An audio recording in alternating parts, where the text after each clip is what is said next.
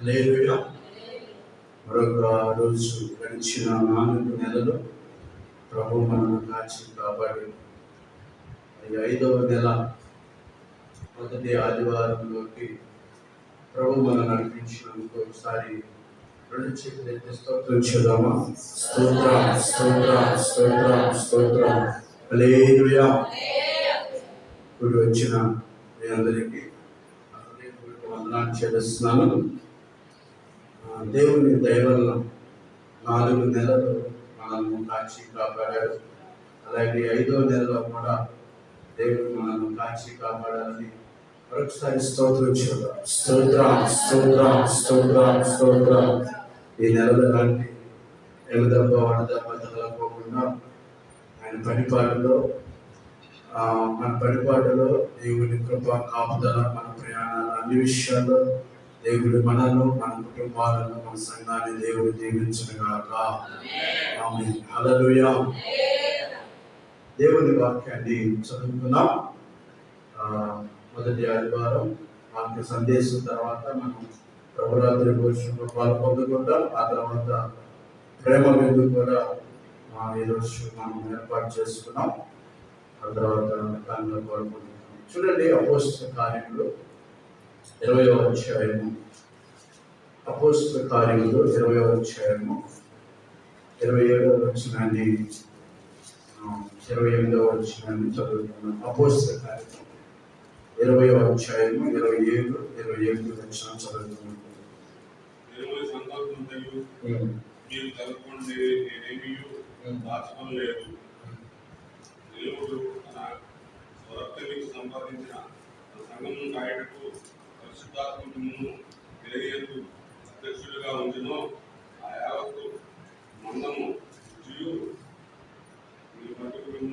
జాగ్రత్తగా ఉండి దేవునికి మహిమ కలుగునుగాక. హల్లెలూయా. ఈరోజు దేవుని వాక్య సందేశం మనం చదువుకున్నట్లయితే అపోస్తలుడైన పౌలు గారు దేవుని చేత పంపబడిన ఈ పౌలు గారు అనేక చోట్ల దేవుని సంఘాలను కట్టి దేవుని వాక్యాన్ని బోధించి అనేక మంది పెద్దలను సేవకులను సిద్ధపరిచి ఆయన అనేక చోట్లకు వెళ్తూ ఉంటాడు. వెళ్తూ ఉన్నప్పుడు అక్కడ జరుగుతున్న విషయం ఏంటంటే, ఆయన అంటున్నాడు, సంఘం గురించి మాట్లాడుతున్నాడు. దేవుని సంకల్పం మనకి మీకు తెలుపకుండా నేనేమి దాచుకోలేదు. దేవుడు తన స్వరక్తం ఇచ్చి సంపాదించిన తన సంఘం. అందరూ ఈ మాట చెప్పండి. దేవుడు తన స్వరక్తం ఇచ్చి, అందరూ స్వరం ఎత్తాలి, అందరూ చక్కగా మాట్లాడండి. ఎందుకంటే హల్లెలూయా చెప్పుకున్నప్పుడు అందరూ చక్కగా చేతులెత్తి హల్లెలూయా చెప్పడం, వాక్యం పలకమన్నప్పుడు అందరూ చక్కగా స్వరం ఎత్తి చక్కగా చెప్తుంటే ఆ వాక్యం ఉచ్చారణ, ఆ వాక్యాన్ని పలుకుతున్నప్పుడు ఆ వాక్యంలో ఉన్న శక్తిని మనం అందరం అనుభవించాలి. ఎందుకు వాక్యాన్ని చేత చెప్పమంటామంటే ఆ వాక్యంలో ఉన్న శక్తి దేవుడు తాకుతూ ఉంటాడు. దేవునికి హల్లెలూయా. చూడండి, దేవుడు అందరి మాట చెప్పండి. దేవుడు తన స్వరక్తం ఇచ్చి సంపాదించిన తన సంఘము. దేవుడు అనంటే ఇక్కడ ఏమనుందంటే యేసు ప్రభు. యేసు ప్రభు, ఇక నాయకుడు చూద్దాం. యేసు ప్రభు తన సొంత రక్తాన్ని కార్చి సంఘాన్ని ఏం చేశారంట? ఏర్పాటు చేశాడు. హల్లెలూయా. సంపాదించింది ఎవరు? సంఘమును సంపాదించింది, ఏర్పాటు చేసింది ఎవరు? యేసు ప్రభు. హల్లెలూయా. దానికి కారణం తన సొంత రక్తం. ఆమేన్. హల్లెలూయా. తన సొంత రక్తాన్ని కార్చి దేవుడు సంఘమును ఏర్పాటు చేశాడు. హల్లెలూయా. ఎందుకంటే సంఘములో దేవుని వాక్యం, సంఘమైన మనము తన సొంత రక్తముతో దేవుడు ఏర్పాటు చేశాడు. ఆదిమ సంఘములో ప్రారంభ దినాల్లో యేసు ప్రభు భూమి మీద 33 సంవత్సరాలు జీవించాడు. ఆ తర్వాత సిలువలో రక్తము కార్చాడు. కార్చిన తర్వాత సమాధి చేయబడ్డాడు. సమాధి చేయబడిన తర్వాత 3వ దినాన చెప్పండి లేపబడ్డాడు. 3వ దినం లేపబడ్డాడు. ఆ తర్వాత ఆయన ఆరోహణం 40 దినాలు ప్రజలకు కనబడి ఆరోహణమయ్యాడు. ఎప్పుడైతే 40 దినాల తర్వాత ఆయన ఆరోగ్యమై పరలోకానికి వెళ్ళి శిష్యులతో అన్నాడు, మీరు వెళ్ళి మేడగదిలో ప్రార్థన చేయనప్పుడు 40 రోజుల తర్వాత 10 రోజులకి 50 రోజులు 40 + 10 50వ దినాన పెంతెకోస్తు పండుగ వచ్చింది. ఆ పండుగ రోజున ఆ పరిశుద్ధాత్మ దేవుని శక్తి శిష్యులందరూ ప్రార్థన చేస్తున్నప్పుడు ఆ శక్తి వారిని కమ్ముకున్నప్పుడు అప్పుడు పిల్లిలా ఉన్న శిష్యులు పులిలాగా మారిపోయి పేతురు నిలబడి ప్రసంగం చేసినప్పుడు 3000 మంది బాప్తిసం తీసుకున్నారు. హల్లెలూయా. సంఘము అప్పుడు ప్రారంభమైంది. ఎప్పుడు ప్రారంభమైంది తెలుసా? చెప్పాలి జాగ్రత్తగా. ఎప్పుడు ప్రారంభమైంది? ఆదిమ సంఘం ఎప్పుడు ప్రారంభమైంది?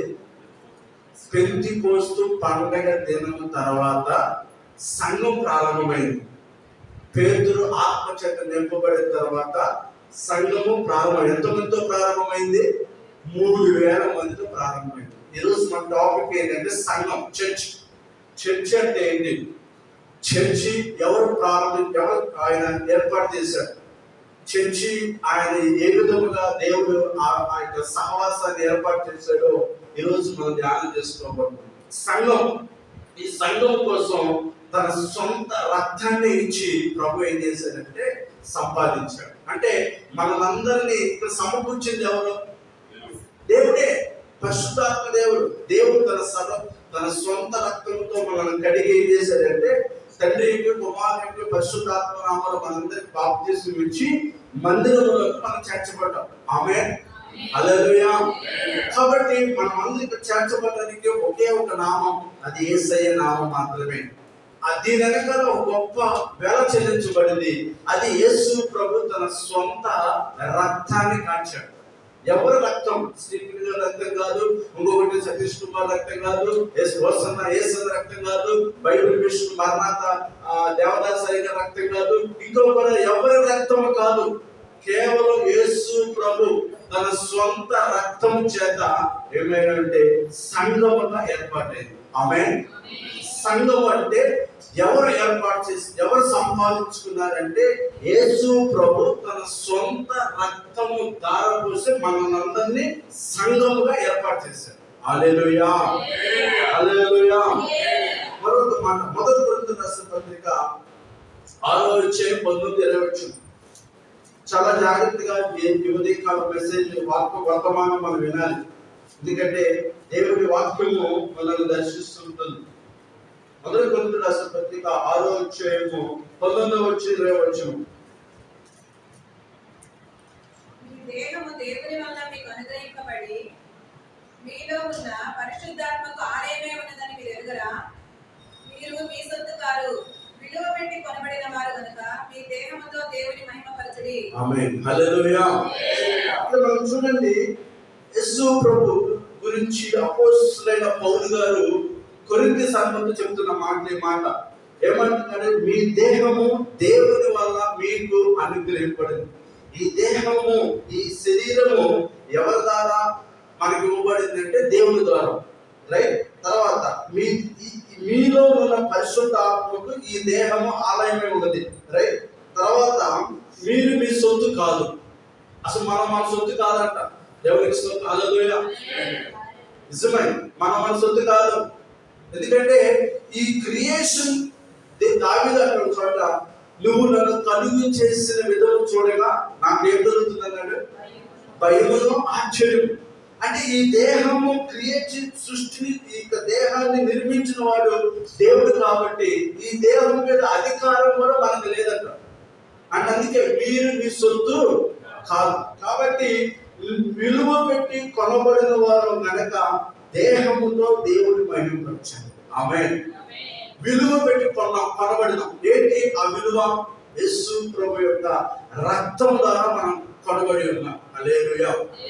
యేసు రక్తం ద్వారా మనం కొనబడి ఉన్నాం. సపోజ్ ఒక వస్తువు మనం కొన్నాం, సపోజ్ ఇంకా పూజ మనం కొన్నాం. ఆ వస్తువు కొంత వెల చెల్లించి మనం కొన్నాం కాబట్టి చాలా జాగ్రత్తగా చూసుకుంటాం. అలాగే దేవుడు మనల్ని ఆషామాషిగా కాదు, తన సొంత రక్తం నుంచి కొన్నాడు. అందుకే మీరు విలువ పెట్టి కొనబడిన వారు. హల్లెలూయా. మనం ఎవరమంట? విలువ పెట్టి. ఏంటి ఆ విలువ? 1 కోటి కాదు, 2 కోట్లు కాదు, లక్షల కోట్లు కాదు, కొన్ని వేల కోట్లతో సమానం. కానీ కోట్లు లెక్క కాదు, కోట్ల కన్నా విలువైనది యేసు ప్రభు యొక్క రక్తం. ఆ రక్తం ద్వారా మనం ఏమైనామంటే కనుబడి ఉన్నాము. హల్లెలూయా. కాబట్టి మొదటిగా సంఘం ఎలాగా ప్రారంభమైందంటే యేసు రక్తము ద్వారా మనలందరినీ సంపాదించాడు దేవుడు. ఆ రక్తములో ఎంతో విలువైంది కాబట్టి విలువైన రక్తం ద్వారా మనం కనబడి ఉన్నాం. మరొక మాట చదువుతాం. ఎఫెసీయుల రాసిన పత్రిక 1:7 వచ్చింది. 1:7 వచ్చింది. దేవుని కృప మహదైశ్వర్యమును బట్టి ఆ ప్రియుని యందు ఆయన రక్తము వలన మనకు విమోచనము అనగా మన అపరాధములకు క్షమాపణ మనకు కలిగి ఉన్నది. దేవునికి స్తోత్రం. హల్లెలూయా. ఆయన రక్తం వలన మనకు ఏం కలుగుతుందంట? విమోచన. తర్వాత మన అపరాధాలు ఏం కలుగుతుందంటే క్షమాపణ మనకు కలిగి ఉన్నది. చూడండి, మనమందరము దేవునికి దూరముగా తెలియనప్పుడు, లోక సంబంధముగా జీవిస్తున్నప్పుడు, పాపము చేత శాపము చేత చచ్చిన వారమైన మనము ఇక్కడ లోక సంబంధమైన లోకములో జీవిస్తున్న మనము మన అపరాధాలను ఆయన రక్తం ద్వారా మనల్ని ఏం చేశారంటే కడిగి మనలందరినీ క్షమించి ఆయన సంఘంలోకి చేర్చాడు. హల్లెలూయా. హల్లెలూయా. అందుకే ప్రియమైన దేవుడు, ఆయన రక్తం వల్ల మనం విమోచించబడ్డాం. ఇందాక ఏమన్నాము? విలువ పెట్టి మనం కొనబడ్డాం. ఇప్పుడు రక్తం ద్వారా మనం విమోచించబడ్డాం. మరొక మాట చూడండి. 1 పేతురు 1:18-19. 1 పేతురు 1:18-19. అందరూ బైబిల్ చూడండి. చదవచ్చు. అందరూ బైబిల్ చూడండి. చక్కగా బైబిల్ చూస్తే ఆ వాక్యం చదువుతామన్నప్పుడు చూసినప్పుడు చక్కగా అర్థమవుతా ఉంటుంది. 1:18-19. పితృపారంపర్యమైన మీ వ్యర్థ ప్రవర్తనను విడిచిపెట్టినట్లుగా వెండి బంగారముల వంటి క్షయ వస్తువుల చేత మీరు విమోచింపబడలేదు గాని అమూల్యమైన రక్తము చేత, అనగా నిర్దోషమును నిష్కళంకమునకు గొర్రె పిల్ల వంటి క్రీస్తు రక్తము చేత విమోచింపబడితిరని మీరు ఎరుగుదురు కదా. దేవునికి స్తోత్రం. హల్లెలూయా. చూడండి, ఇక్కడ అమూల్యమైన రక్తము చేత. ఏ రక్తం? యేసయ్య రక్తం. అమూల్యమైన రక్తం. ఇందాక విలువైన రక్తంతో కనబడ్డాడు. విలువైన రక్తం, అమూల్యమైన రక్తం. కదా ఆ నిర్దోషుల ఆ రక్తం, నిష్కలంకమైన ఆ రక్తం ద్వారా క్రీస్తు రక్తము చేత విమోచింపబడ్డాము. ఆమేన్. హల్లెలూయా. అంటే చాలా జాగ్రత్తగా, మనము మామూలు మనుషులను కాదు. ఎంత వెల చెల్లిస్తే మన ఈ స్థితికి వచ్చాము. దేవుని మందిరానికి ఊరికినే మనం రాలేదు. మన వెనకాల యేసు ప్రభు తన సొంత రక్తము, విలువైన రక్తము, శ్రేష్టమైన రక్తము, అమూల్యమైన రక్తము, నిష్కలంకం కలిగిన రక్తము, ఎలాంటి కుళ్ళు కుట్ర కక్ష ద్వేషము ఏది పగ ఈర్ష లేని రక్తము, పరిశుద్ధ రక్తము ద్వారా మనము ఈ దేవుని మందిరానికి చేర్చబడ్డాం. హల్లెలూయా. అందుకే దేవుడి వాక్యం చూడండి, బైబిల్లో చాలా మాటలు ఉండే. అందుకే లోకంలో చాలా మంది అంటారు లోకంలో చాలా మంది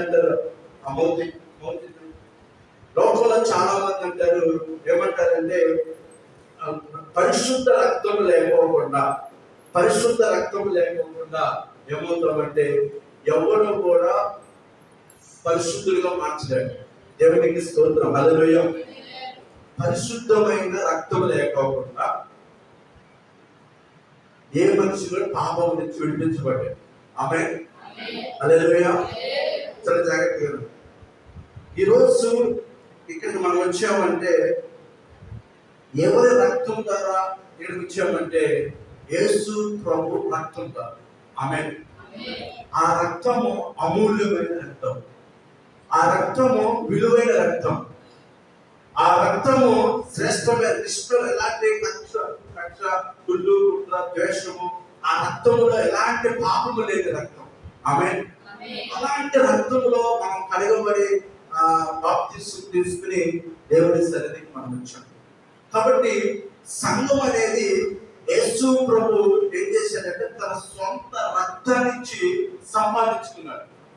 మనం అంటే కదా, నా కష్టార్జితంతో దీన్ని సంపాదించాను అంటే దానికి ఏంటంటే మనం తిని తెలుగు కష్టపడడం ఏదో చేసి మనం ఎంతో ప్రయాసపడితేనే ఆ సంపాదన, ఆ డబ్బు కానీ ఆస్తి కానీ పాపం కానీ ఇంకోటి కానీ అంటే ఏమని చెప్తున్నాం, మనం కష్టపడి సంపాదించామని చెప్తున్నాం. యేసు ప్రభు కూడా సంఘాన్ని తన సొంత రక్తం ఇచ్చి ఏం చేశాడు, సంపాదించాడు. కాబట్టి సంఘం అనేది ఎవరిది కాదు, యేసయ్యది మాత్రం. దానికి అథారిటీ ఎవరికి ఉండేదంటే యేసు ప్రభువుకు మాత్రమే ఉంటుంది. ఆమేన్, హల్లెలూయా. మరొక మాట చదవండి, ఎఫెసీయులకు రాసిన పత్రిక 1వ అధ్యాయము 22వ వచనం. ఎఫెసీయులకు రాసిన పత్రిక 1వ అధ్యాయము 22వ వచనం. మరియు సమస్తమును ఆయన పాదముల కింద ఉంచి సమస్తము పైని ఆయనను సంఘమునకు శిరస్సుగా నియమించును.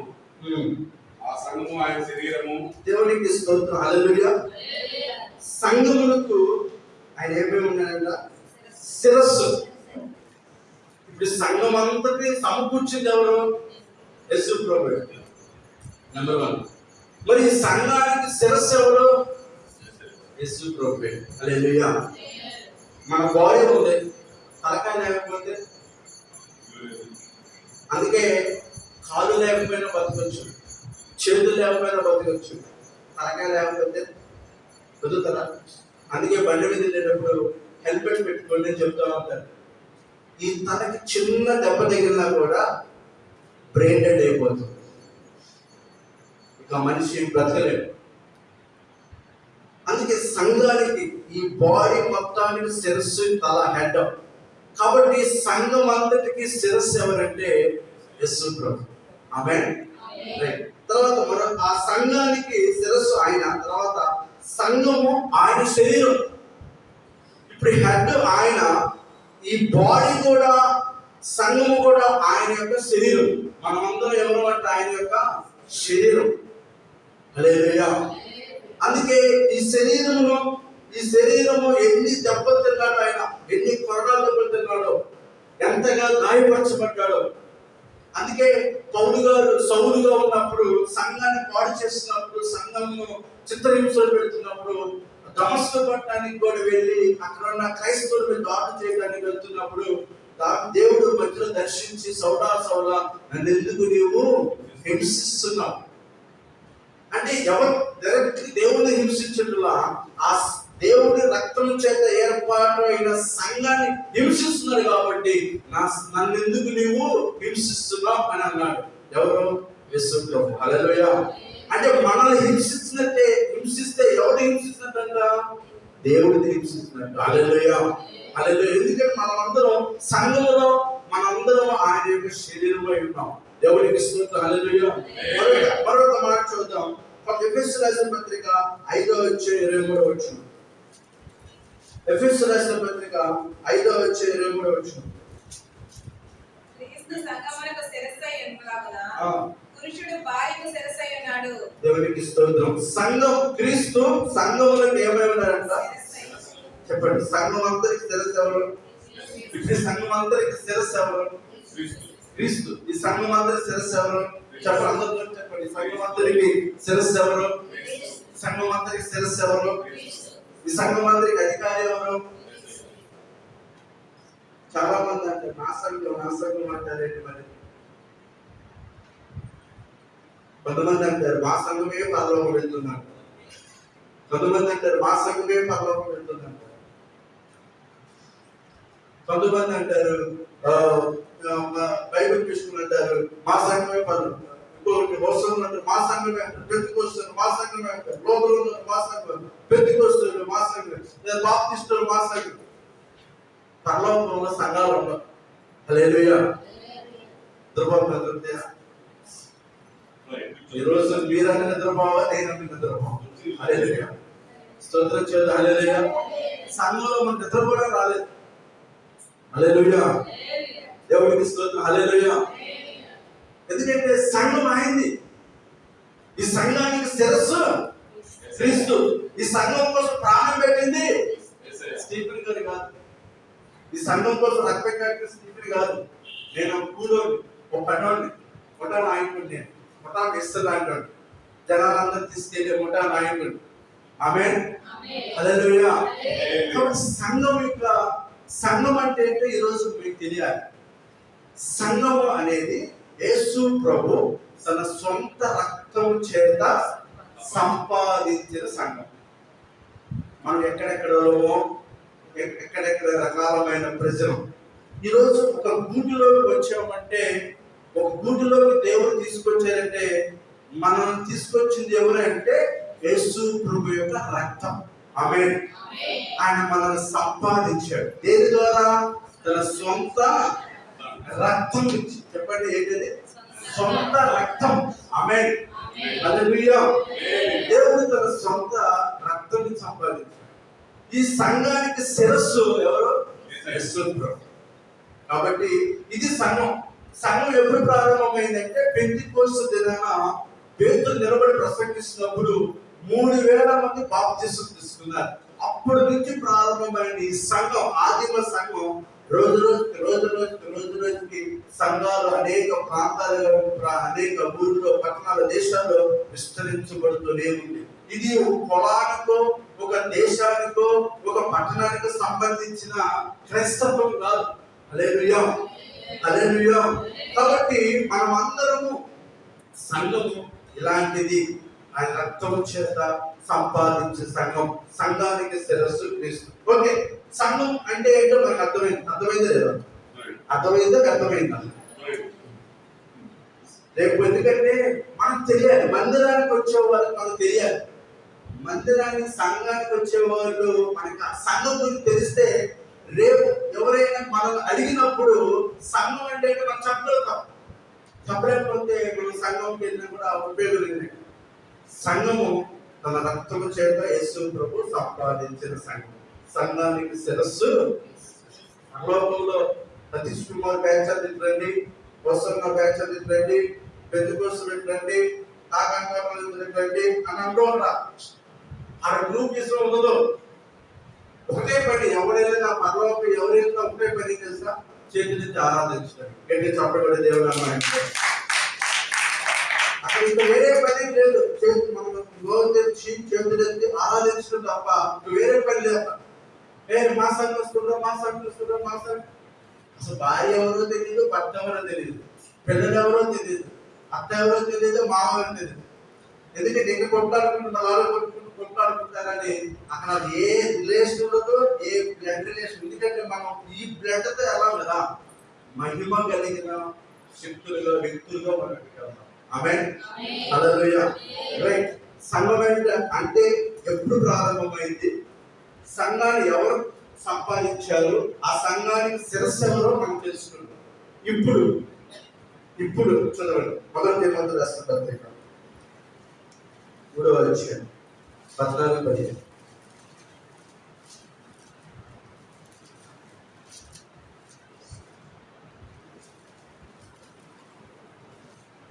త్వరగా తీయాలి, త్వరగా చదవాలి. ఎవరో ముందు తీసుకోండి.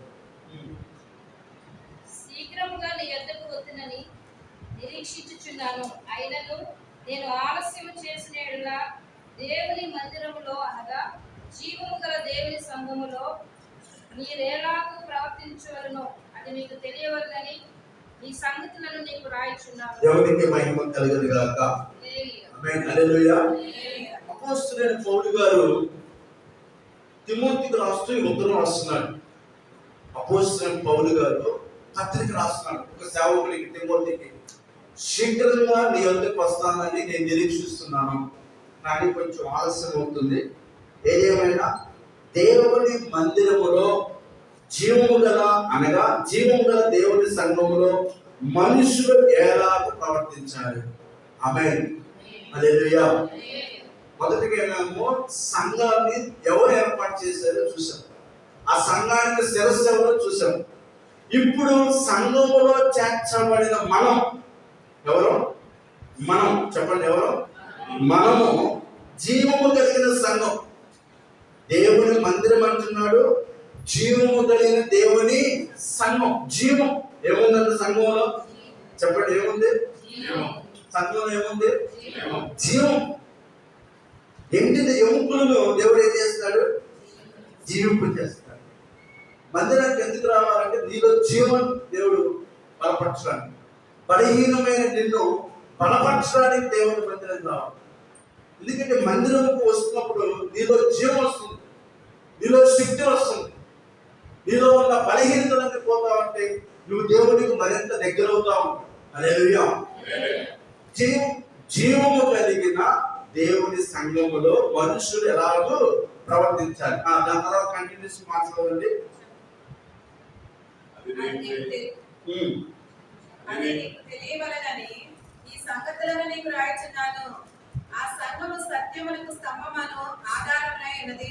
సంఘము సత్యమునకు స్తంభం. చెప్పండి, సంఘము సత్యమునకు స్తంభం.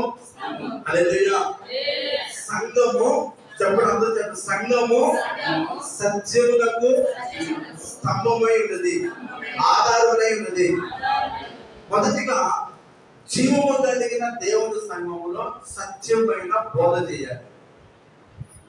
సత్యములకు ఆధారమైనది ఏంటంటే జీవము కలిగిన దేవుని సంఘం. అందుకే యేసు ప్రభు శిలువ మరణానికి వెళ్ళే ముందు ప్రార్థన చేస్తాడు, అయ్యా ఈ ప్రజలను సత్యమందు వీళ్ళు ఏం చేయమన్నాడు? ప్రతిష్ఠ చేయమన్నాడు. ఎందుకు? అసత్యమైన బోధలు వస్తాయని. ఇప్పటికే లోపల అసత్యమైన బోధలు వస్తాయి.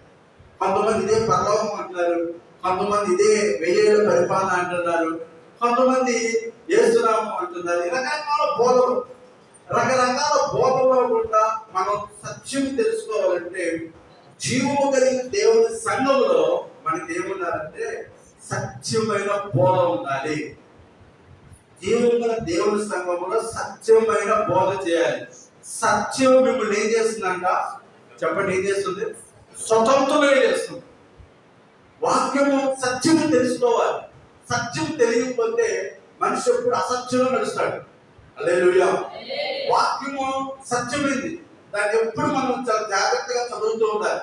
అందుకే యేసు ప్రభు పరలోకానికి వెళ్ళేటప్పుడు శిష్యులను సత్యముందు ప్రతిష్ఠ చేయి తండ్రి అని యేసు ప్రభు ఎందుకు ప్రార్థన చేశాడంటే లోకంలో రకరకాలమైన వస్తాయి, ఈ శిష్యులు అవి తొలగిపోకుండా ఉండాలంటే వాడు సత్యం ముందు ఏం చేయమన్నాడు? ప్రతిష్ఠ చేయండి. ఈ వాక్యం 8వ అధ్యాయం యోహాను సువార్త 8వ అధ్యాయంలో 22వ వచనం ఏమన్నాడు సార్? ఆయన నమ్మిన యూదులతో ఈ మాట అంటా ఉంటాడు. ఏమంటాడంటే యోహాను సువార్త 8వ అధ్యాయము 20వ వచనం, కాబట్టి యేసు తన నమ్మిన యూదులతో మీరు నా వాక్యము తెలిసిన వారు నిజంగా నాకు శిష్యులై ఉండి సత్యాన్ని గ్రహిస్తారు, సత్యము మిమ్ములను స్వతంత్రులుగా చేస్తుంది. సత్య వాక్యము నిలిస్తే సత్యాన్ని గ్రహిస్తాం. సత్యము మనల్ని ఏం చేస్తుందంటే స్వతంత్రంగా చేస్తుంది. ఈ చివరి దినాల్లో రకరకాలమైన బోధలు చేస్తాం, అనేక మంది మోసం చేస్తారు. అందుకే వాక్యములో చాలా జాగ్రత్తగా మనం వినాలి. ఆ సత్యమైన వాక్యాన్ని మన హృదయంలో భద్రపరచుకోవాలి. జీవం గల దేవుని సంఘంలో మనుషులు ఎలా ఉన్నారంటే సత్యమైన బోధ వినాలి. నెంబర్ 1 ఏంటంటే ఎలాంటి బోధ వినాలి? సత్యమైన బోధ. అపోస్తలుడు పౌలు గారు అంటాడు, దుర్బోధలు వస్తా ఉంటాయి, అనేక రకాల బోధలు వస్తా ఉంటాయి, అలాంటి వాటిని మీరు పడిపోకుండా జాగ్రత్తగా ఉండండి. మొదటిగా సత్యమైన బోధలు నడవాలి. రెండోది జీవముల దేవుని సంఘంలో ఏం చేయాలి చూడండి. ఎఫెసీయులకు రాసిన పత్రిక 5వ అధ్యాయం 24వ వచనం. ఎఫెసీయులకు రాసిన పత్రిక 5వ అధ్యాయం 24వ వచనం. సంఘము క్రీస్తునకు లోబడినట్టుగా భార్యలు కూడా ప్రతి విషయములోనూ తమ పురుషులకు లోబడవలెను. చూడండి, సంఘము చెప్పండి, సంఘము క్రీస్తునకు లోబడాలి. రెండో మాట, జీవం గల దేవుని సంఘంలో మనుషులు ఎలా ప్రవర్తించాలంటే ఏం చేయాలంట? సంఘము క్రీస్తునకు, అంటే సంఘము చేయని మనం అందరూ ఎవరు లోబడాలి? క్రీస్తుకు లోబడాలి, యేసుకు లోబడాలి. యేసయ్యకు లోబడితే వారు ఇక ప్రత్యేకంగా ఇక ఆదివారాలు లేకపోతే సమాసము వారికి ఖచ్చితంగా దేవుడు భయం ఉంటుంది. క్రీస్తుకు లోబడేవారైతే ఖచ్చితంగా దేవుడు భయపడేవాడైతే లోబడేవాడైతే ఖచ్చితంగా ఆయన మాట వింటాడు. ఆమేన్. అందుకే మనుషులు మనం భయపడాల్సింది. అమ్మో ఈ రోజు రాకపోతే పాస్టర్ ఏమనుకుంటారు, వెళ్ళకపోతే రేపు అడుగుతారేమో, లేకపోతే ఇది కాదు. క్రీస్తు అంటే సంఘానికి శిరస్సు పాస్టర్ గారు కాదు, సంఘానికి శిరస్సు ఎవరు? క్రీస్తు. అందుకే నువ్వు క్రీస్తుని ఏమేమి ఉన్నారంటే లోబడాలి అంటే వెళ్ళిపోయాడు నారాయణ. స్తోత్రం, హల్లెలూయా. చాలా మంది కంట ఎక్కడ రావాలి నిద్ర, ఎక్కడ తెలుగు చాలా మంది ఎక్కడ రాదు నిద్ర. ఆ మందిరానికి వచ్చేసరికి ఆయనది కాదు, చాలా మందికి ఎంత సౌండ్ బాక్స్ కూడా కొంతమందికి నిద్ర వస్తా ఉంటాడు. మన దేవుని సన్నిధి అంటేనే మనిషికి రెస్ట్ లో వెళ్ళిపోతాడు, చక్కగా ప్రశాంతంగా ఉంటుందిగా, ఏ ప్రభావం ఉండదు. హల్లెలూయా. స్తోత్రం చూడండి ఒకసారి. హల్లెలూయా. ఎందుకంటే వాక్యం నీ హృదయంలోకి వెళితే నీ జీవితాలు మారిపోతాయి. వాక్యం వెళ్ళదే చూడండి, సినిమా పోయిన నిద్ర వచ్చిందా మళ్ళీ తెలుసులోకి వస్తాం. ఒక సీన్ ఒక ఫోన్ లో రీల్ చూసినప్పుడు నిద్ర వచ్చినా కూడా కనిపిస్తా ఉంటాయి కదా. అదే అంతే కదా, అదే అంతే కదా. చూడండి, అంటే లోక విషయాలు లేకపోతే ఎవరు సో చెప్తున్నారు, మొత్తం చెప్తున్నారు, నిద్ర వచ్చినా కూడా వెళ్ళిపోతారు. లేకపోతే నిద్ర వస్తుంది అంటావా? చెప్పు, ఇంకేమైంది, ఇంకేం జరిగింది? వాక్యం నిన్ను సత్యములోకి వెళ్ళలేకోకుండా ఆపేస్తుంది. హల్లెలూయా. జీవము గల దేవుని సంఘంలో నిద్రపోము. ఇక్కడ జీవం ఉంది. జీవం గల దేవుని సంఘంలో నిద్రపోయే మనుషులుగా మనం ఉండకూడదు. లేకపోతే కొంతమంది ఆయన నిద్రపోతారు, ఆయన నిద్రపోతారు. సపోజ్ కొంతమంది మనిషిగా ఉంటారు, ఇంటికాడ ఏం జరుగుతుందో ఆలోచిస్తాను.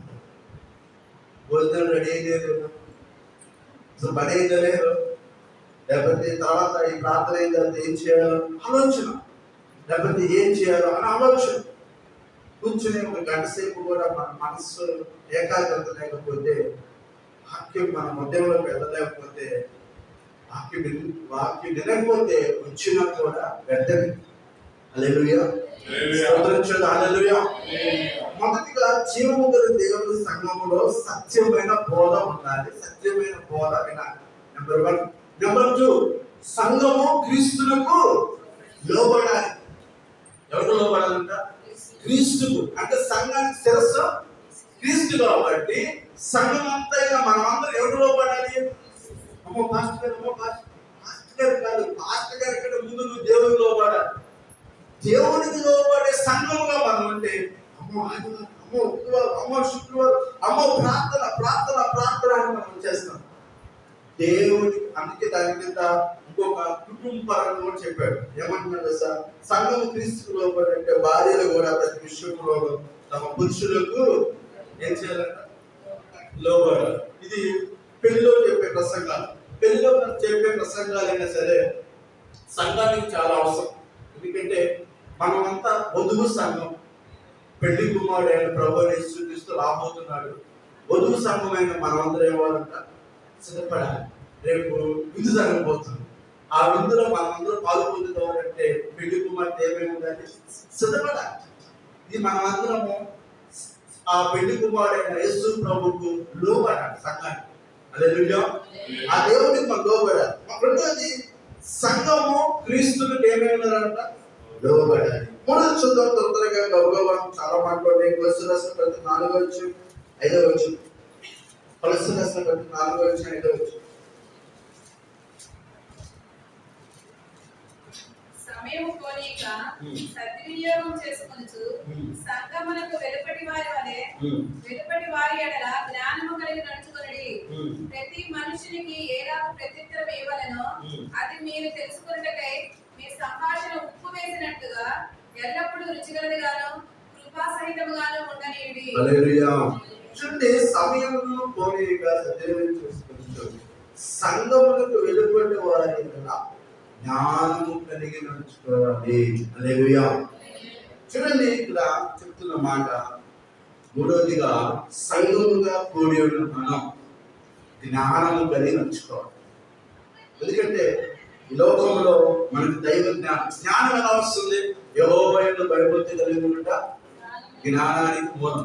చూడండి, సంఘము వెలుపటి వారి అంటే బయట వారి ఎడల మనం చాలా జ్ఞానంగా జీవించాలి, జ్ఞానంగా నడుచుకోవాలి. మన మాట ఎలా ఉండాలంటే ప్రతి మనుషునికి ఎలాగో ప్రత్యుత్తరం ఇవ్వాలంటే మీ సంభాషణ ఉప్పు వేసిన రుచికరంగా ఉండాలి, కానీ కృపాసహితంగా ఉన్నది ఇది అంటున్నాడు.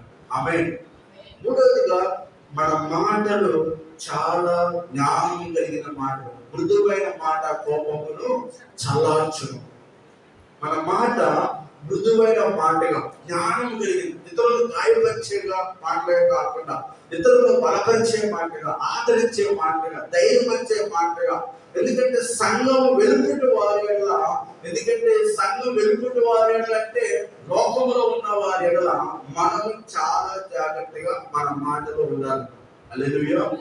నాలుగవదిగా మనం చూసినట్లయితే మొదటి కొలస్సీయులకు రాసిన పత్రిక 4వ అధ్యాయం, తెస్సలోనికీయులకు రాసిన పత్రిక 4వ అధ్యాయం చూడండి.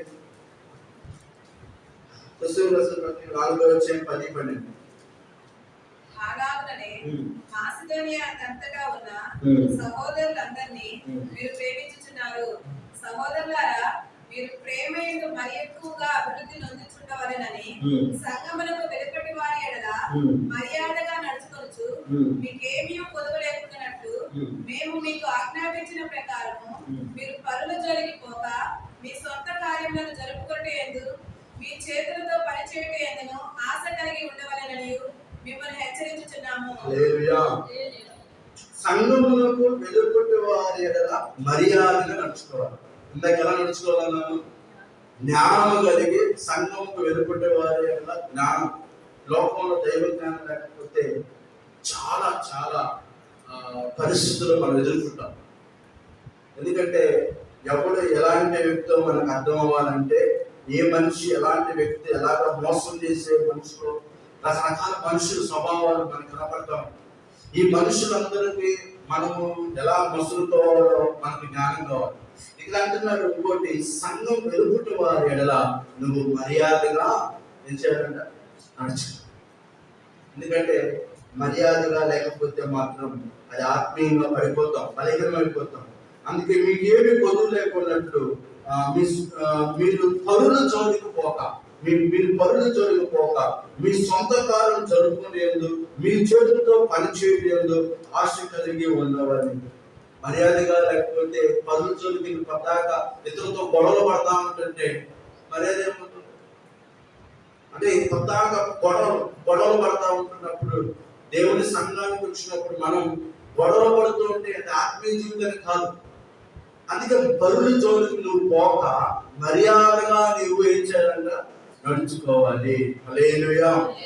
మరొక మాట, జీవమున్న దేవుని సంఘంలో మనుషులుగా మనం ఎలా ఉండాలంటే, మొదటిగా సత్యమైన ఉపదేశం వినాలి, రెండవది దేవునికి క్రీస్తుకు లోబడి ఉండాలి, మూడవది జ్ఞానం కలిగి ఉండాలి, నాలుగవది మర్యాదగా నడుచుకోవాలి, ఐదవది చూడండి మొదటి తిమోతి రాసిన పత్రిక 3వ అధ్యాయం 7వ వచనం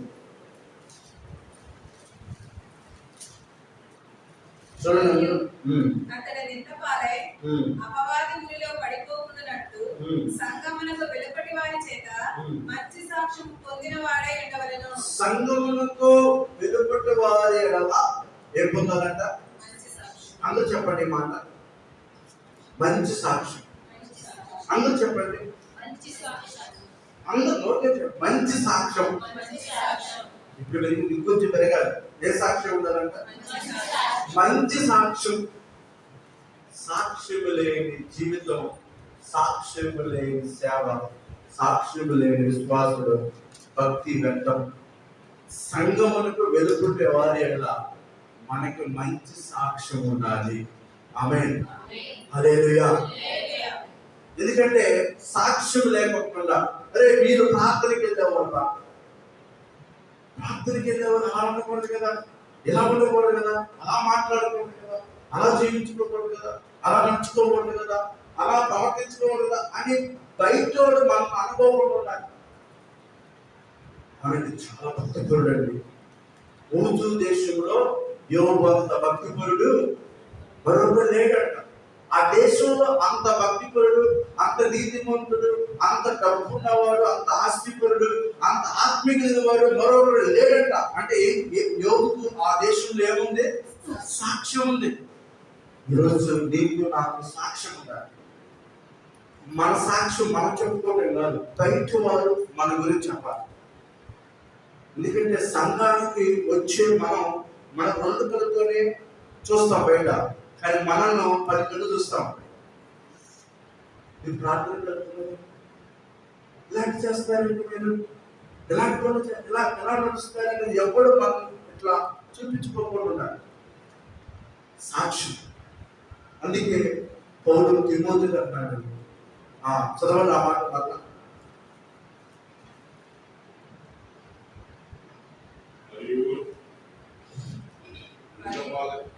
సంపూర్ణ మాన్యత 7వ వచనం. మరియు ఎంతపాలే అపవాది గురిలో పడిపోకున్నట్లు సంఘమును వెలుపటి వారి చేత మంచి సాక్ష్యము పొందిన వారే ఉండాలి.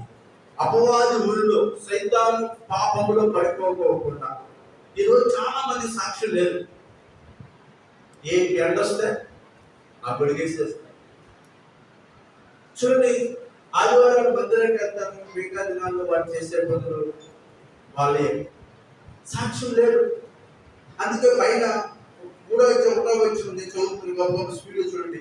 ఎవరైనా అధ్యక్షుడు ఆశిస్తున్నాడు అడ్డువాడు గడ్డపైన అపేక్షించడం మాట్లాడలేదు. అధ్యక్షుడు నిర్ధారితుడు, ఏకపత్ని పురుషుడు, నిదానభావుడు, స్వస్థబుద్ధి గలవాడు, మర్యాదస్తుడు, అతిథి ప్రియుడు, బోధకు తగిన వాడు, మద్యపాము కొట్టువాడు కాక సాత్వికుడు, జగడమాడిన వాడు, ధనాపేక్ష లేని వాడిని, సంపూర్ణ మాంతి కలిగి తన పిల్లలు స్వాధీనపరుచుకోవచ్చు, తన ఇంటి వాడిని బాగుగా ఏలువాడనే ఉండేవాడు.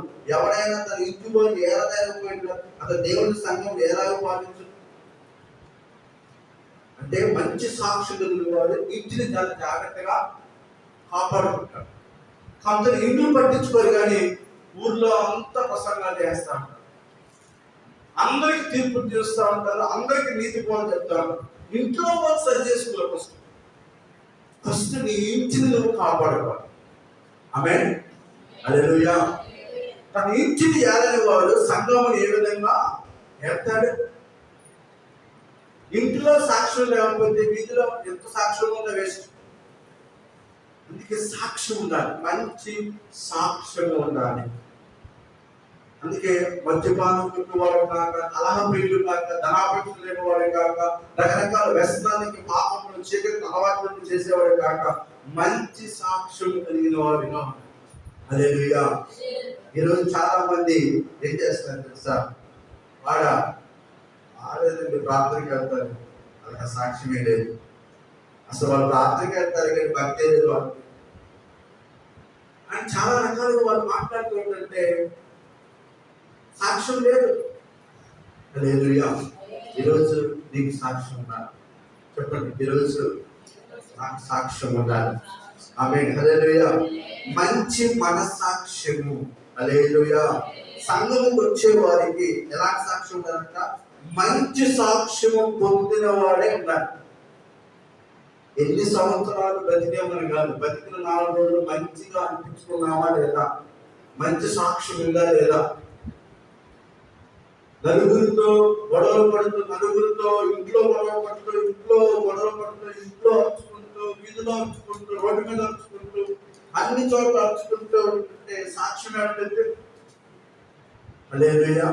స్తోత్రం చేద్దాం అందరం. హల్లెలూయా. జీవము కలిగిన దేవుని సంఘంలో జనులు ఎలా ప్రవర్తించాలంటే మంచి సాక్ష్యం కలిగిన వారిగా ఉండాలి. ఆమేన్, హల్లెలూయా.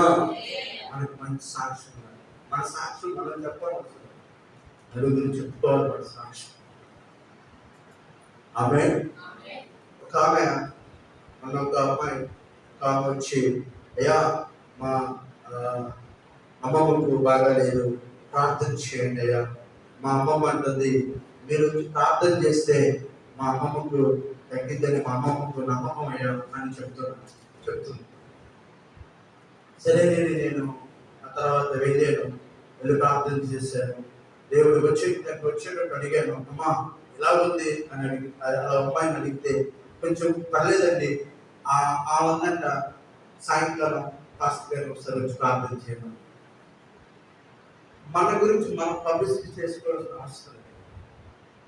దేవునికి స్తోత్రం, హల్లెలూయా.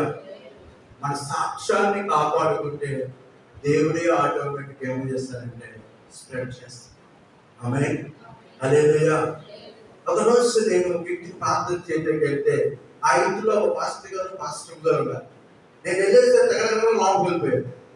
అప్పుడు దాకా వాళ్ళు ఏం చూస్తున్నారంటే మంచి సినిమాలు చూస్తున్నారు, మంచి సినిమాలు చూస్తున్నారు, మంచి సీరియల్ చూస్తున్నారు. నేను వెళ్ళేసరికి గబగబా పాస్టర్ గారు లోపలికి వెళ్ళిపోయాడు. హల్లెలూయా చెప్తాము, హల్లెలూయా. సాక్ష్యం ఉందా? ఎవరికి మహిమ కలిగను గాక. మన సాక్ష్యం చాలా ఎక్కువ. ఎందుకంటే మనం చూసే రెండు కళ్ళే, మనల్ని ఎన్నికలు చూస్తా ఉంటే చుట్టూ చూస్తాం. అందుకే వాక్యం సెలవిస్తుంది, మనం మంచి సాక్ష్యం జీవం దేవుని సంఘంలో మనం అందరూ మంచి సాక్ష్యం. చివరిగా మరొక మాట మనం చదువుదాం. కొలస్సీయులకు రాసిన పత్రిక 1వ అధ్యాయము 24 చదువుదాం. 1వ అధ్యాయము. ఇప్పుడు మీ కొరకు నేను అనుభవించుచున్న శ్రమల యందు సంతోషించుచు సంఘము అను ఆయన శరీరం కొరకు క్రీస్తు పడిన పాటలలో పొదువైన వాటి యందు నా వంతు నా శరీరమందు సంపూర్ణము చేయుచున్నాను.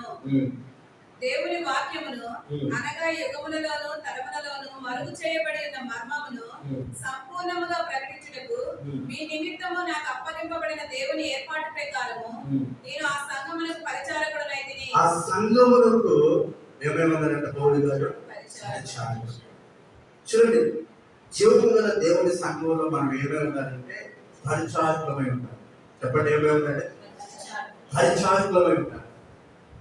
అక్కడ నిలబడి వాక్యం చెప్తే కన్నా ఇక్కడ నిలబడి చెప్తే బాగుంది. ఎందుకు తెలుసా?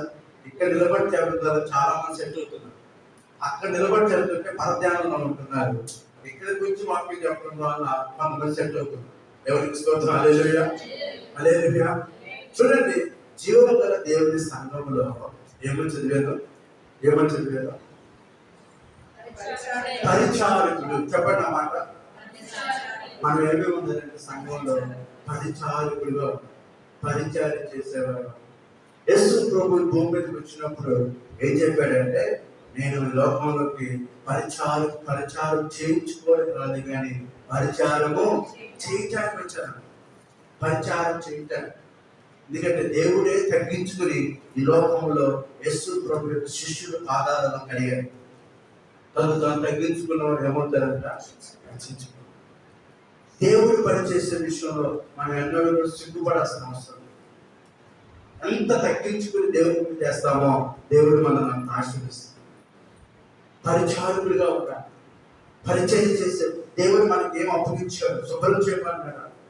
మందిరం శుభ్రం చేయమన్నాడా? శుభ్రంగా ఉంచమన్నాడా? కొంచెం చేయమన్నాడా? ఏం చేయమన్నాడు?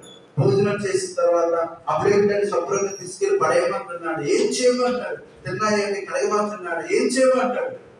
దేవుని పని విషయంలో పరిచయం చేస్తే అది మనకి ఎంతో ఆశీర్వాదం. దేవునికి స్తోత్రం, హల్లెలూయా. కాబట్టి ప్రియమైన దేవుని సంఘమా, మనం పరిచారకుడిగా ఉండాలి. పరిచారకుడిగా ఉండాల్సిన లక్షణాలు ఏంటో చెప్పి నేను ప్రార్థన చేస్తాను. చూడండి, దాంట్లో కొలస్సీయులకు రాసిన పత్రిక 1వ అధ్యాయము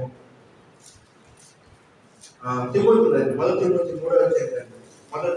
3వ అధ్యాయము పరిచారకులుగా ఉండాల్సిన లక్షణాలు ఏంటో ఒకటి చూద్దాం. 2 మార్చని మనం ప్రార్థన చేసుకున్నాం. 3వ అధ్యాయము 8వ వచనం. అలాగనే పరిచారకులు ఉండాల్సిన లక్షణాలు చెప్తున్నాడు. ఎలా చెప్తున్నాడు? మాన్యులై ఉండి విమనస్కులను మిగుల మద్యపానాసక్తులు దుర్లాభమును అపేక్షించు వారిని ఉండక. చూడండి, దేవుడు పని చేసేవారు ఇలా ఉండకూడదు అంటున్నాడు. ద్విమనస్సుగా ఉండకూడదు. మిగులు మత్తు పానీలుగా చేసే మందు తాగేవారు ఒక పక్షం, తర్వాత దుర్లాభం చెడు చేసేవారిగా, వారు అపేక్షించు వారిగా, చూసి చెడు మాట్లాడేవారిగా ఉండక ఎలా ఉండాలంట? విశ్వాసంతో ఉండాలి, పవిత్రమైన మనస్సాక్షితో గైకొను వారై ఉండవలెను. మరియు వారు మొదట పరీక్షింపబడవలెను, తరువాత వారు అనిందులైతే పరిచారకులుగా ఉండవచ్చును. చూడండి, పరిచర్య చేసేవారు కొన్ని లక్షణాలు ఉంటాయి. ఎవరు బట్టి అలా పరిచర్య చేసినా కూడా అది ఆశీర్వాదకరంగా ఉండదు. అందుకే అపోస్తలుల కార్యంలో యేసు శిష్యులు, మేము దేవుని వాక్యాన్ని బాగా విస్తారంగా బోధించాలి, పరిచర్య చేయడానికి కొంతమంది ఏర్పాటు చేసుకోవాలని ప్రార్థన చేసి కనిపెట్టి ప్రార్థన చేస్తే దేవుడు 7 మంది పేర్లు ఇచ్చాడు. వాళ్ళ స్టెఫను, ఫిలోమోను, అలా 7 మంది పేర్లు ఇచ్చాడు. వాళ్ళ సేవకులు ఏం చేశారు తెలుసా? చేతులు పెట్టి ఆత్మచేత నింపబడే విధంగా ప్రార్థన చేసినప్పుడు, వారి జ్ఞానంతో నింపబడినప్పుడు అప్పుడు చక్కని పరిచర్య, వంట వారపు పరిచర్య చేశారు. పరిచర్య చేయడంలో అంత జ్ఞానం కావాలి. మందు తాగిన వాళ్ళందరూ పరిచర్య చేయడం, లేకపోతే చెడు చేసే వాళ్ళందరూ పరిచర్య చేస్తే అది ఆత్మీయ ఆశీర్వాదం ఉండదు.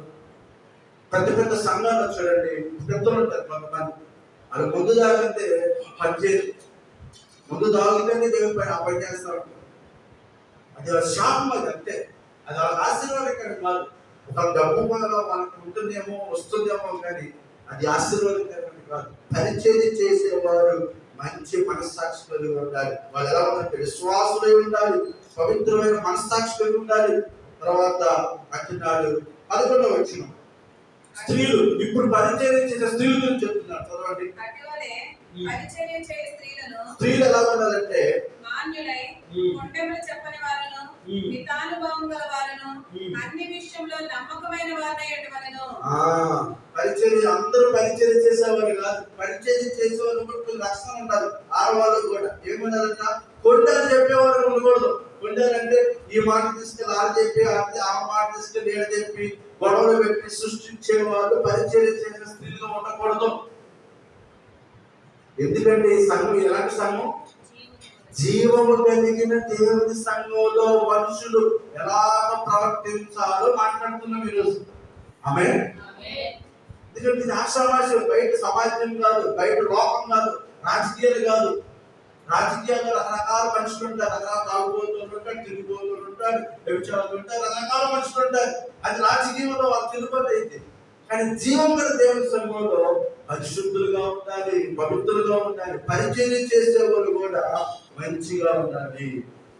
అందుకే పౌలు గారు అన్నాడు, ఒకప్పుడు హంతకులను, హానికలను, దోషకులను, అలాంటి దౌర్భాగ్యుడైన నన్ను ఆయన రక్తం చేత దేవుడు నన్ను కడిగి నన్ను పరిశుద్ధపరిచి, ఈ రోజు ఆయన పొందిన శ్రమలు ఏదైనా తక్కువ ఉంటే ఆ శ్రమల కోసం నేను పడటానికి కూడా సిద్ధంగా ఉన్నానని చెప్తూ, అలాగా నేను సంఘంలో ఏమేమన్నారంటే పరిచారకుడిగా ఉన్నాను. అంతగా ఆయన దేవుడు ఆయన్ని పరీక్షించుకుని సాధన చేసుకుంటూ వచ్చి, స్త్రీలు కొండా చెప్పేవారిగా ఉండకూడదు, మితానుభవం వారిగా ఉండాలి.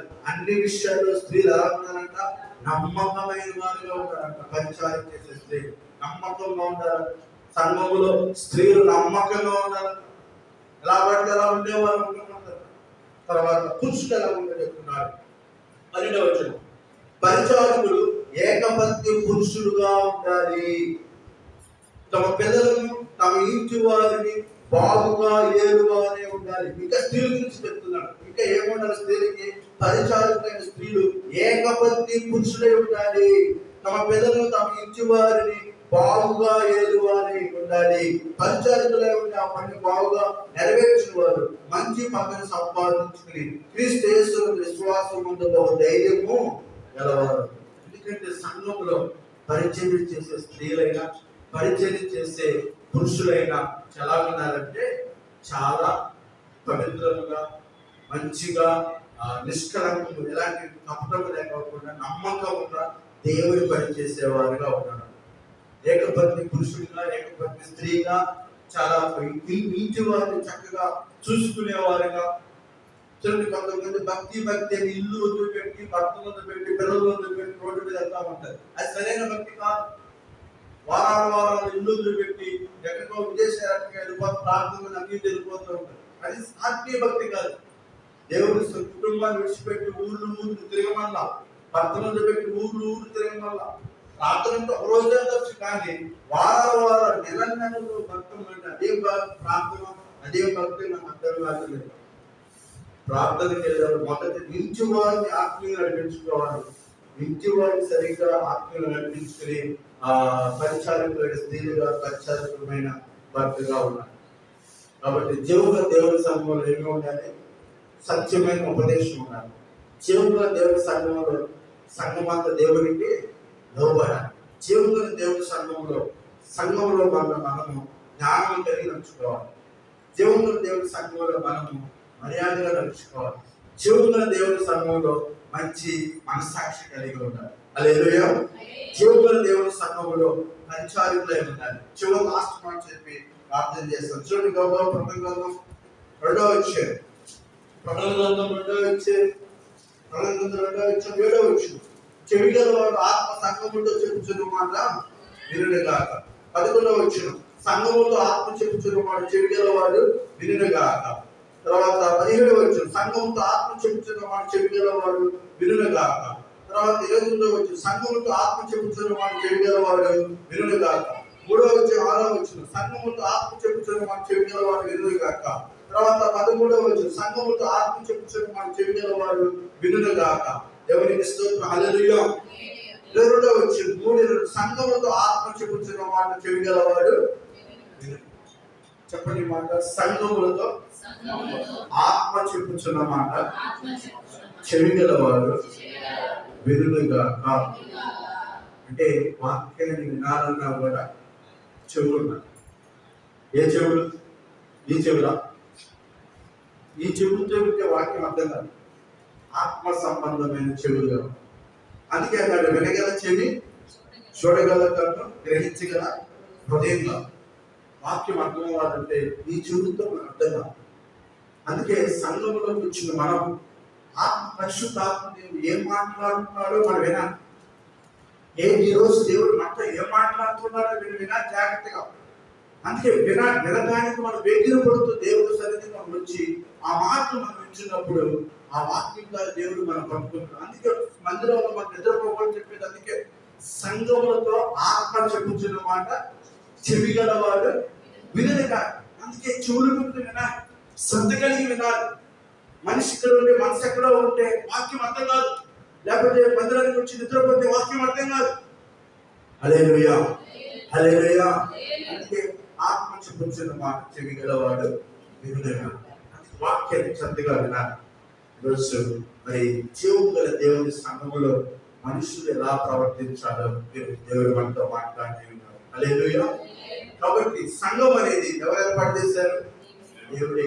దేని చేత సంఘాన్ని ఏర్పాటు చేశాడు? తన సొంత రక్తం నుంచి మనమందరినీ కూడా ఆయన విలువ పెట్టుకున్నాడు. ఆమేన్. కాబట్టి విలువ పెట్టిన ఈ సంఘములో, జీవం కలిగిన ఈ సంఘములో మనమందరం ఎలా ప్రవర్తించాలో ఈ రోజు దేవుడు మనతో మాట్లాడు. మొదటిగా ఎలా ప్రవర్తించాలంట? సత్యమైన బోధ మనం వినాలి. ఆమేన్. రెండోది క్రీస్తుకు లోబడాలి. సంఘానికి వెలుపుటి వారి ఎలా నడుచుకోవాలి? జ్ఞానంతో నడుచుకోవాలి. సంఘానికి వెలుపుటి వారి ఎలా మర్యాదగా నడుచుకోవాలి. తర్వాత మంచి సాక్ష్యం కలిగి ఉండాలి. హల్లెలూయా. ఆ తర్వాత నేను చెప్పాను, పరిచారకులే ఉన్నారు. సంఘములో మనం పరిచయం చేసేవారు ఉన్నారు. చిన్న పనైనా పెద్ద పనైనా ఏ పనైనా చక్కగా మనం చక్కగా దేవుడి పనిలో మనం కలుసుకుని ఒకరికొకరు సహాయపడుతూ ఏ పనైనా మనం చేసేవారు ఉంటారు. లాస్ట్గా సంఘములో ఆత్మ చెప్పుచున్నామా, పరిశుద్ధ ఆత్మ చెప్పుచున్నామా అయితే వినాలి. ఆమేన్. ఎవరి కొద్ది మాట దీవించి ఆశీర్వదించుగా ప్రార్థన చేస్తున్నాం. అందరం తలలు వచ్చినట్లయితే కళ్ళు మూసుకున్నాం. ఇదిగో దేవా నా జీవితం, ఆపాదమస్తకం నీకంకితం. అందరూ కళ్ళు మూసుకున్నాం. ఇదిగో దేవా నా జీవితం ఆపాదపుస్తకం నీకంకితం శరణం నీ శరణం శరణం నీ శరణం శరణం నీ శరణం శరణం నీ శరణం ఇదిగో దేవా నా జీవితం ఆపాదమస్తకం నీకంకితం. మనందరం తీర్మానం తీసుకున్నాం. ప్రభురాత్రి పురుషుల్లో మనం పాలు పొందుకోబోతున్నాం. తండ్రి కుమారుడి పరిశుద్ధాత్మ నామంలో బాప్తిస్మం తీసుకున్నాం. మనందరం కూడా ఆయన శరీరము ఆయన రక్తంలో పాలు పొందుకున్నాం. అయోగ్యత ఏమైనా మనలో ఉంటే మనలో జీవంలో దేవుని సమూహంలో ఈరోజు మనం ఎలా ప్రవర్తించాలో వాక్యముగా దేవుడు మనతో మాట్లాడి ఉన్నాడు. ఏ విషయాల్లో మనం సరిచేయబడాలో, ఏ విషయంలో మనం ఇంకా ఆత్మీయంగా ముందుకు వెళ్ళాలో ఈరోజు మనతో దేవుడు మాట్లాడినట్టుగా మనం అందరూ ప్రార్థన చేసుకున్నాం. ప్రభురాత్రకు ఇష్టపడదాం. అయోగ్యత లేకోకుండా మనల్ని మనం పరిశుద్ధపరచుకున్నాం. ప్రభా నీ రక్తంలో నన్ను కడగండి అయ్యా, నీ శరీరం తీసుకుంటుండగా, నీ రక్తంలో పాలు పొందుకోబోతుండగా ప్రభా నాతో మాట్లాడండి. ప్రభా నీ శరీరం రక్తంలో తీసుకుంటున్నాను, పరిశుద్ధపరచండి. నాలో ఎలాంటి అయోగ్యత, ప్రభా దోషము, శాపము, పాపము లేకోకుండా నన్ను పరిశుద్ధపరచండి ప్రభా, నన్ను పవిత్రపరచండి ప్రభా. అజ్ఞాని నన్ను జ్ఞానవంతులుగా మార్చండి ప్రభా. నేను భయభక్తులు నిన్ను జ్ఞానవంతులుగా ప్రభా. అయ్యా అయ్యా నీ శరీరం తీసుకుని మేము మమ్మల్ని మేము పరిశుద్ధపరచుకోవాలి ప్రభా. అయ్యా అయ్యా అయ్యా మమ్మల్ని పరిశుద్ధపరచండి, మమ్మల్ని పరిశుద్ధపరచండి తండ్రి. యేసయ్యానికి స్తోత్రాలు చెల్లిస్తాను. యువదే కాలం నుంచి మాతో మాట్లాడుతున్న దేవానికి స్తోత్రాలు స్తోత్రాలు స్తోత్రాలు స్తోత్రాలు స్తోత్రాలు స్తోత్రాలు.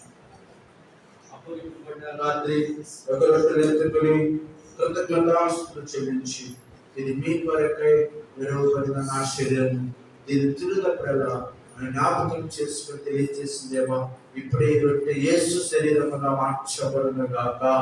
యేసు క్రీస్తు నామములో ఈ రొట్టె యేసు శరీరముగా మార్చబడును గాక.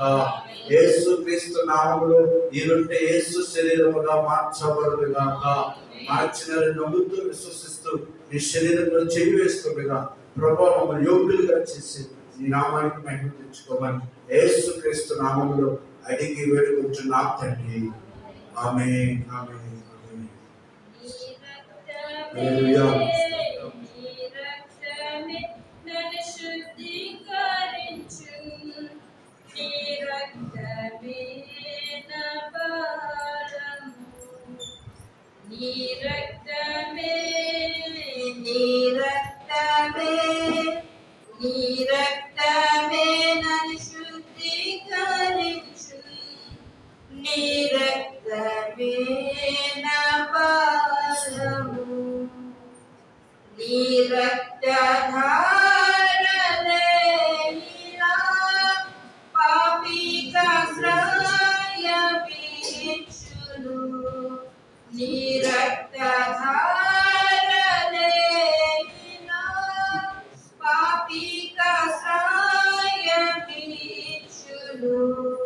పరిశుద్ధ తండ్రి పాపిని కడిగి పవిత్ర పరచుము.